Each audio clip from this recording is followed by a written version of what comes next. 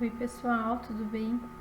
Nós vamos dar início à nossa disciplina de equações diferenciais ordinárias e na aula de hoje a gente vai ver algumas classificações, quais características que essas equações podem satisfazer e de modo que quando a gente for aprender os métodos a gente consiga aplicar cada um na equação diferencial característica correspondente a ele. Então aqui a nossa primeira definição, ela se refere a uma equação diferencial, certo? E o que é uma equação diferencial? É uma equação que contém as derivadas de uma ou mais variáveis dependentes, e essas variáveis que estão sendo derivadas dependem de uma ou mais variáveis independentes, certo? Então aqui a gente tem uma equação onde no lugar de x a gente vai ter a derivada de x, né? Derivada primeira, derivada segunda. E essas equações diferenciais, elas podem ser classificadas em relação ao tipo, ordem e linearidade. A primeira classificação que a gente vai ver é em relação ao tipo. Então, uma equação diferencial é dita ordinária quando a função incógnita, a função que está sendo derivada, é a função que a gente quer determinar quem que é, depende de uma única variável. Por exemplo, dy dt menos 5y igual a 1. Aqui a gente tem a nossa função incógnita sendo o y e ele depende da variável independente t. Segundo exemplo, a gente tem aqui y menos x, dy dx mais 4x igual a 0. A nossa função incógnita é y, é a função que está sendo derivada, certo? E ela depende da variável independente x. Essa é a nossa primeira classificação, né? Uma EDO. Então, a gente tem uma função incógnita e uma variável independente. Aqui, a gente tem a nossa o próximo tipo de equação diferencial, que é a equação diferencial parcial, a EDP. A diferença aqui é que a função incógnita vai depender de duas ou mais variáveis independentes. Então, aqui, por exemplo, a gente tem a equação do calor, a função incógnita é U e ela depende das variáveis independentes T e X.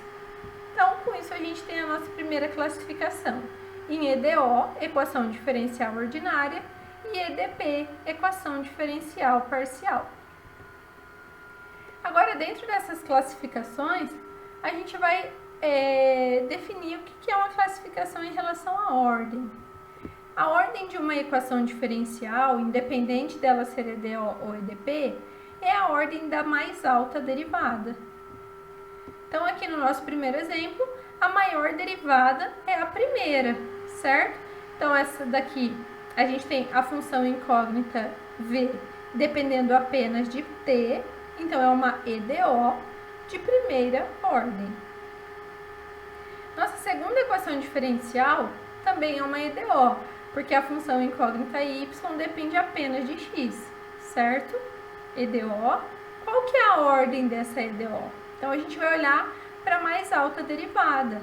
A mais alta derivada é a d2y dx2, ou seja, essa é uma EDO de segunda ordem, certo? O fato desse termo aqui, dessa derivada primeira, estar elevado ao cubo não influencia em nada na minha classificação. Sempre vou olhar para a ordem de derivada. Então, dentro dessa classificação de ordem, né, a gente vai olhar o grau de uma equação diferencial. E ele é o expoente da derivada de maior ordem presente na equação. Então, aqui o primeiro exemplo, a gente tem uma EDO de primeira ordem, porque a gente tem só até a derivada primeira. E o expoente dessa derivada é 1. Então, é uma EDO de primeira ordem e primeiro grau. Nosso segundo exemplo, uma EDO, a função incógnita depende apenas de x. A maior derivada dessa EDO é de ordem 2. Então, é uma EDO de segunda ordem. Olhando para o expoente dessa derivada, a gente vê que ele é 1. Então, é uma EDO de segunda ordem e primeiro grau, tá? A gente não pode deixar se confundir por coisas desse tipo. a derivada primeira está elevada ao quadrado, mas para classificação, sempre a gente vai olhar para a derivada de maior ordem, que nesse caso é a derivada segunda. E o terceiro exemplo é uma EDO, né? Y depende apenas de x. A mais alta derivada, a ordem maior, é 2, então é uma EDO de segunda ordem. E o expoente dessa derivada é 3, então é uma EDO de segunda ordem e terceiro grau. Então aqui está uma representação geral, né? Uma representação genérica de uma equação diferencial de enésima ordem. Então aqui eu tenho f, uma função, né, que vai envolver x, y e todas as derivadas de y até a ordem n. Então, se for uma equação diferencial de terceira ordem, eu vou ter x e y, derivada primeira, segunda e terceira, certo? Isso aqui é uma forma da gente representar uma EDO qualquer, de enésima ordem. E a próxima classificação é em relação à linearidade. Então, uma equação diferencial é chamada linear quando ela pode ser escrita dessa forma, certo? O que a gente pode olhar, né? O que a gente pode tirar, quais as características que essa definição 4 traz para a gente?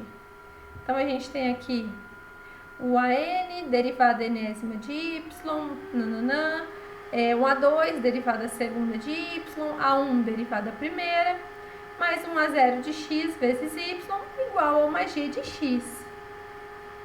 Então, tem duas características que a gente pode ler dessa definição, certo? A primeira é que y e todas as suas derivadas são do primeiro grau, ou seja, y e todas as suas derivadas têm um expoente igual a 1.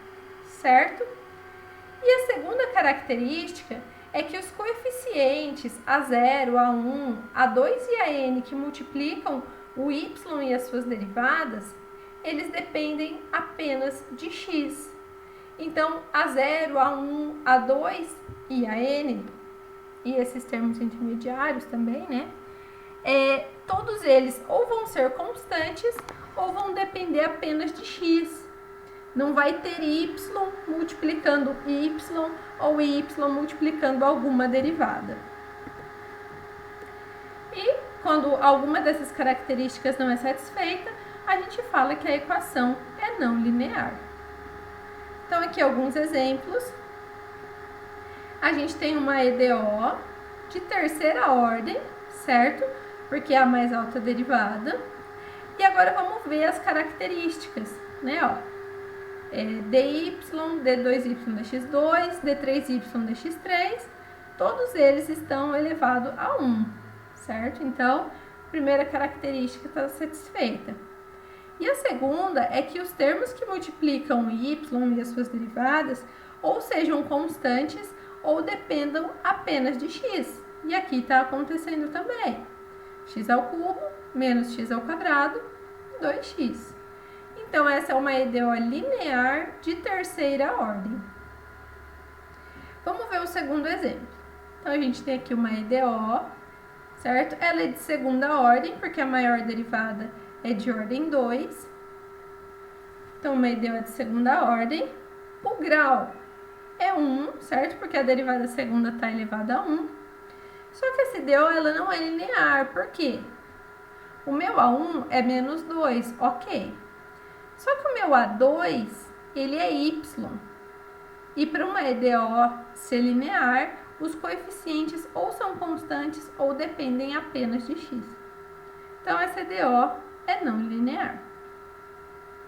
E o terceiro exemplo, então a gente tem aqui uma derivada de terceira ordem, certo?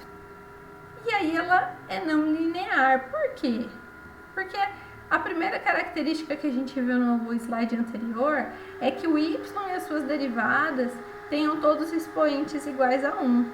E nesse exemplo aqui, o expoente de y é 2, que é diferente de 1. Então, essa EDO é não linear. E quando a gente, né, então a gente está vendo aqui algumas equações diferenciais e o que a gente vai aprender no curso é resolver essas equações, né? Determinar soluções para essas EDOs. E o que é uma solução de uma equação? Então, uma solução para uma EDO de enésima ordem é uma função pelo menos n vezes derivável e que satisfaça a EDO. Então, por que a gente pede que ela seja pelo menos n vezes derivável? Porque se a EDO é de enésima ordem, vai envolver até a enésima derivada, certo? E satisfazer a EDO quer dizer que quando eu substituir essa função na EDO, ela vai ser satisfeita, né? Como se a gente obtivesse a prova real que a função é solução da EDO. E ainda, né, quando a gente resolver uma equação diferencial, a gente vai obter infinitas soluções para uma equação diferencial. Isso vem do fato das constantes de integração, né? E se a gente está resolvendo uma EDO, provavelmente em algum passo ali a gente vai resolver uma integral. E aí, então, eu pergunto para vocês, né? Será que infinitas soluções interessa para mim? Será que infinitas soluções é suficiente para resolver um problema aplicado?